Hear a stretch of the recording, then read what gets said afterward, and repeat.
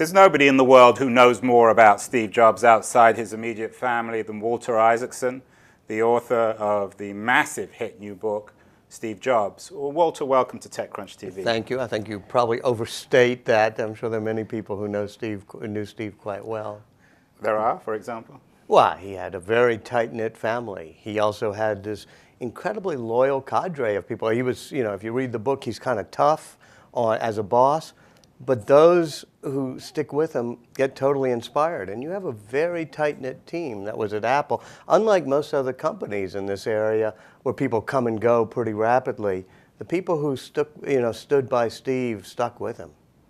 Well, one of the other aspects of your book, which was very striking, was in spite of the fact that Steve Jobs even referred to himself as an asshole, and he clearly could be, when he wanted to be, a very unpleasant man and a very cruel man. He had a large circle of very close friends. Close friends, close colleagues, close family. And I think you have to put that in context. I mean, the context of, he's petulant, he's impatient at times. He can actually be pretty brutal on certain people. Yet, those around him end up being totally inspired. So it's not a simple thing of the guy was a jerk. It's, well, there was a purpose to all of that, and the people who understood the purpose and signed on with him got pretty close to him. Was it fair to say that if you stood up to him, he respected you? Yeah, back in the early 1980s, I love this part of these people telling me these things. They had a contest every year at the Macintosh team. Who best stood up to Steve Jobs?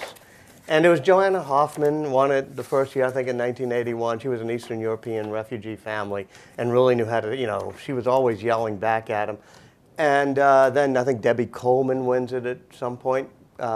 Women tended to win it. And they got promoted. They got part of the inner circle. So yeah, if you stood up to Steve, and Steve would say, why are you so tough on people? Why are you so brutal at times with people around you? He said, look, that's the price of admission for being in the room.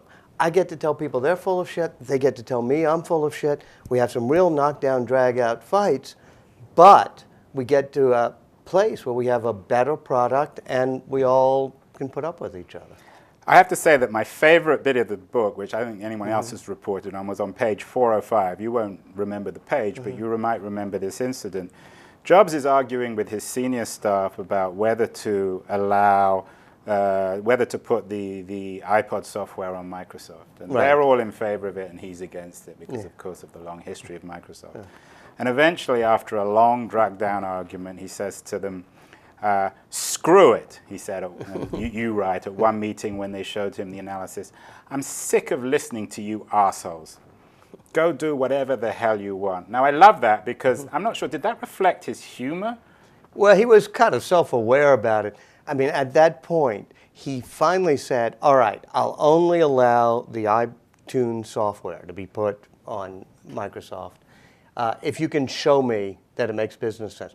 That was his way of surrendering, because of course it made business sense to have the iPod available, to Windows users as well. He was somebody who could change his mind if you stood up to him. And there's multiple times in the book where he's fighting and fighting and fighting. Now, he never wins an award for the gracious concession speech. As you say, his way of conceding is to say, screw it, do whatever you want. But he was smart enough to know, I'm going to listen to the tough people, and I'll change my mind if I have to.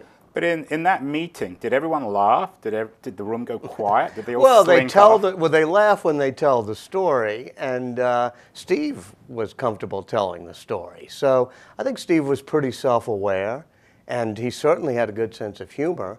So he would say, yeah, he would tell that story and say, I finally said, screw it, do whatever the hell you want. But I think he knew that he knew how to back down and sometimes do it in not the kindest, gentlest way. Is his legacy, though, one of an authoritarian leader, or was he, in a subtle, rather odd way, a democratic leader within Apple itself? He was more collaborative than he's sometimes given credit for. Meaning he would walk around the design studio with Johnny Ive, for example, and just fondle. And Johnny would show him something, and so he would say, that sucks. And Johnny would say, well, yes, but the way the shape is actually has some promise to it. and together they would get to the right place. I think that he had an executive team. He met with the executive team every week. That was the place where decisions were made. So even though he could be, hand down edicts, you could talk him around. One of the chapters in the book, which is really memorable, is your description of how he single-handedly negotiated the iPod deals with various executives within the music industry. That couldn't have been done by a traditional business development unit. It could never have been done by anyone but a charismatic leader like Jobs. And here's a CEO, and there he is sitting in the Warner Music conference room, running the machine himself, showing the iTunes software off, and all these people at Time Warner and Warner Music and stuff, they're wondering, how could the CEO be that passionate about every detail, every design of how iTunes worked? And it really won people over. And he was, nobody else really could have gotten all 7 music companies aligned to selling songs singly at 99 cents, which is the secret of the original iTunes store. My only criticism of the book, Walter, and this is a very minor one, is that you're brilliant in terms of adding the background to Jobs' negotiation with the music labels about the iPod and the iTunes store. But you don't cover his negotiations with the telecoms, particularly AT&T, behind the development of the iPhone. Was there a reason for that, or you just simply don't think it's significant? No, and it's a valid criticism. I mean, it's a valid I don't mean criticism. it in a... I'm just curious. I actually spent a lot of time researching the AT&T deal. There was a good Wired magazine story on that, as a matter of fact. And then I went to the people at AT&T and sort of did the whole backstory of how... Who did you talk to at AT&T? I didn't put it in the book, so I don't want to go through all the sources now. But in the end, there's things you just, it's a 700, 600 and some odd page But isn't that book. really significant, that if anything, Apple could even be a future telecom company? Yeah, I thought it would be interesting if they decided they could bypass the cell phone carriers. And I thought for a while they were going to do that. There's maybe 20 or 30 things I reported out, and then just in the end you leave it in the cutting room floor, because it wasn't, in my judgment, the most interesting thing I had. But you're right, that's an important topic. But did Jobs have to play as evangelical role with the telecoms as he did with the music guys? No, I think it was mainly a negotiation with AT&T, and so it was a tough negotiation, but he brought them in. Unlike the music labels, unless you get all 7, you don't really have an iTunes store. So that was a much more difficult Rubik's Cube.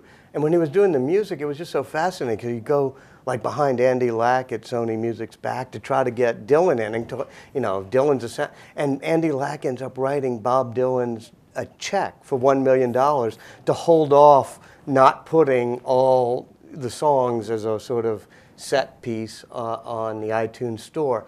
So in the end, I kind of love that struggle with both the artists like Dylan and the Beatles, which were the difficult holdouts, and the music labels.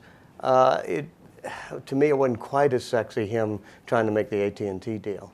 Well, with or without telecom, the book is totally sexy. Well, good. Maybe for you, I'll put in an appendix next time on the 6 or 7 parts I left out. Oh, you've said that publicly now, Walter. You can't get out of it. Watch out, yes.